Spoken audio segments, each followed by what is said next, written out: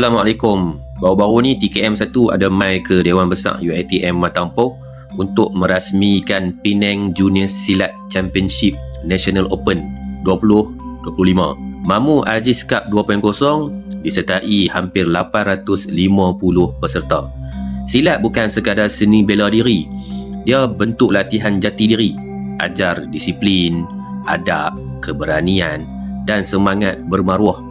TKM1 bangkitkan semula pengiktirafan UNESCO tahun 2019 yang dinobatkan silat sebagai warisan kebudayaan tidak ketara dunia. Tanda seni ni bukan sahaja warisan kita, tapi khazanah sejagat. TKM1 sokong penuh kejohanan macam ni. Awal tahun, TKM1 rasmikan pula gelanggang silat di Dun Batu Maung dan galakkan tambah gelanggang lagi. Selari dengan hala tuju negeri, pupuk sasiah dan jati diri anak muda.